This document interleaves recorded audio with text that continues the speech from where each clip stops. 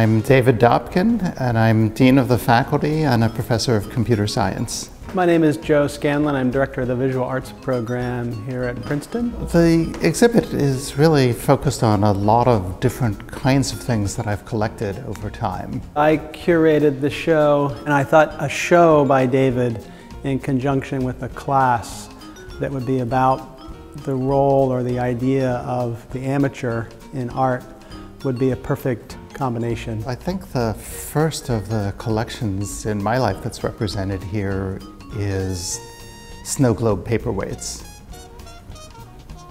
I have a lot of them.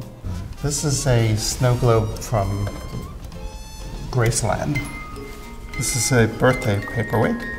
There are thousands of objects here, and it'd be fair to say that I remember 99% of where they came from.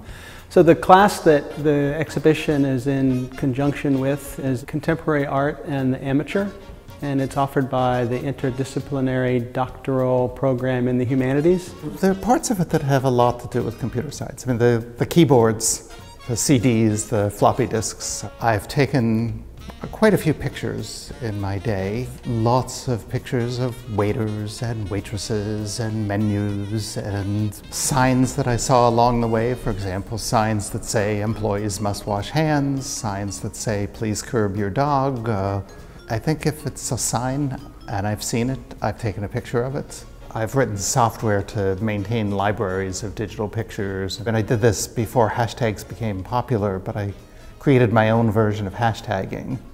So they're all identified in a way that you couldn't hope to do without a computer. It has a kind of category. It's known as task-based art. And it's where the artist has discovered that kind of state that you go into when you're doing something that's very routine or repetitive.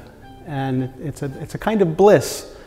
Okay, so when I get new pennies, I have to figure out the date. So this is 1992.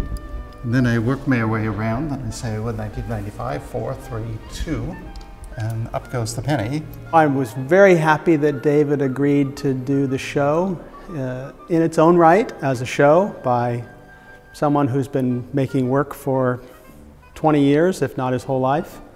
And then I was also very touched by his willingness to be a guinea pig, really, for the idea of this class and to be an example, a shining example of what it wanted to talk about. A lot of the pictures you see, a lot of the things you see, constructed are in and of themselves boring. But if you step back and say, well, life is really about the details, and it's the details that make life work. This is filled with life, and it's filled with the details that make life work.